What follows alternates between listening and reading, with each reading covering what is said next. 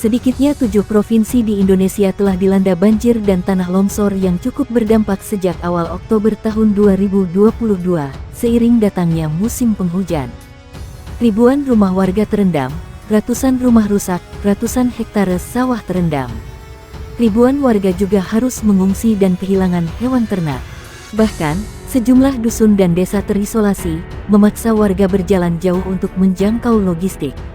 Tak sedikit pula akses transportasi yang terputus.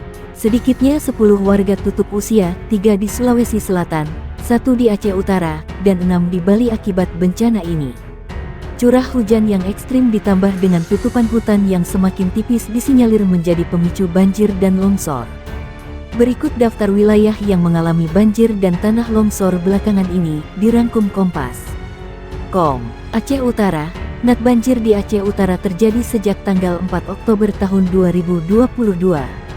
Dari mulanya 2 kecamatan, banjir terus meluas hingga merambah puluhan desa di 15 kecamatan per tanggal 10 Oktober tahun 2022, yakni Piraktimu, Matangkuli, Kotgirek, Loksukon, Tanah Luas, Samudera, Nisam, Payabakong, Muara Batu, Gredong Pase, Langkahan, Dewantara, Sawang, Banda Baro dan Kuta Makmur.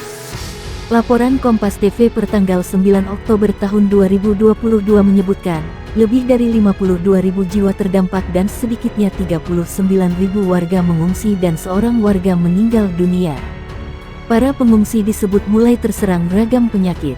Wahana Lingkungan Hidup Walhi Provinsi Aceh menyebutkan, kerusakan lingkungan dan kebijakan tata ruang, khususnya alih fungsi hutan jadi perkebunan dan aktivitas-aktivitas ilegal menjelma penyebab banjir setiap tahun di kabupaten itu. Maka semua izin-izin perkebunan di wilayah Aceh Utara harus dievaluasi kembali, terutama bagi kawasan-kawasan yang menyalahi aturan di hak guna usaha HGU, jangan sampai nantinya merubah fungsi hutan, ujar Direktur Eksekutif Walhi Aceh, Ahmad Syalihin.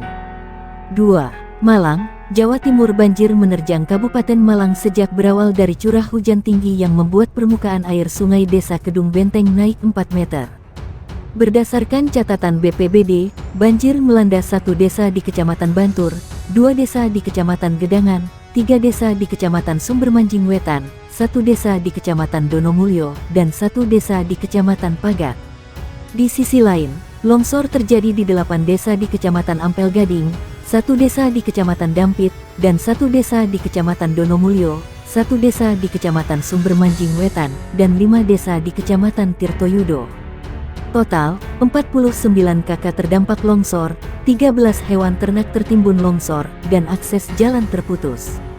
Sementara itu, beberapa wilayah diterjang banjir bandang, yaitu 2 desa di Tirtoyudo dan 1 desa di Ampel Gading, dengan total kakak terdampak mencapai 992 kakak. Bencana ini juga menyebabkan 250 hektar sawah terendam, 1 jembatan di Desa Purwodadi jebol, listrik mati, hingga terganggunya perjalanan kereta api akibat jalur tertimbun longsor. 3. Bali. Banjir di Bali melanda 230 titik di 6 kabupaten dan memakan 6 korban jiwa, beberapa di antaranya terseret arus, dengan kerugian ditaksir lebih dari 6,6 miliar rupiah. Kabupaten terdampak banjir meliputi yakni di Kabupaten Karangasem, Jembrana, Tabanan, Bangli, Gianyar, dan Badung, berdasarkan data BPBD. Khusus di Kabupaten Jembrana, bencana banjir mengakibatkan 45 rumah rusak dan berdampak pada 117 kepala keluarga di lingkungan Bilukpoh, Desa Penyabangan, Kecamatan Mendoyo. Banjir juga sempat memutus akses utama jalur Gilimanuk Denpasar. Banjir juga membuat puluhan turis asing harus dievakuasi dengan perahu karet. Direktur Wahana Lingkungan Hidup Indonesia Bali Made Krisna Dinata menyebutkan pembangunan infrastruktur yang mengorbankan hutan serta kurangnya pengendalian banjir lewat sistem drainase menjadi penyebab dominan. Ia menyoroti rencana pembangunan terminal LNG di kawasan mangrove dan pesisir Sanur yang akan membabat 14,5 hektar mangrove serta proyek pembangunan jalan tol Gilimanuk-Mengwi yang mengancam 480,54 hektar persawahan dan menerabas 98 titik subak. 4. Lebak, Banten. Sejumlah sungai meluap pada mengakibatkan banjir dan tanah longsor yang tersebar di sungai yang meluap antara lain Cimadur, Cibareno, Cisiih, Cicantra, dan Pecangpari. Sebaran banjir ada di Kecamatan Bayah, Cibeber, Cilograng, Panggarangan, Cigemblong, dan Sajira. Data BPBD Lebak sedikitnya 655 rumah warga terendam dan 124 diantaranya rusak. Selain rumah, 6 jembatan juga dilaporkan putus terseret arus sungai. Titik lokasi jembatan putus ada di Bayah, Cilograng, Sajira, Cijaku dan Cibeber. 5. Mamuju dan Polewali Mandar, Sulawesi Barat. Banjir dan tanah longsor melanda Kecamatan Kaluku sejak menenggelamkan sedikitnya 2.705 rumah dan berdampak pada 8.004 warga. Kepala BPBD Mamuju Muhammad Taslim mengatakan, banjir terparah berada di Desa Pamulukang, Kelurahan Sinyonyoy Selatan, dan Kelurahan Sinyonyoy.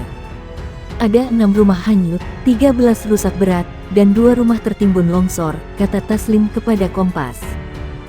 Di Mamuju, Taslim mengatakan, tingginya air banjir disebabkan hujan lebat hingga mengakibatkan Sungai Ranga-Ranga dan Sungai Pure meluap ke permukiman warga.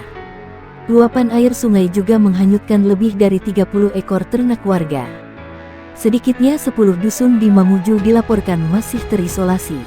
Minimnya alat berat memaksa warga yang terisolasi turun gunung untuk menjangkau bantuan logistik.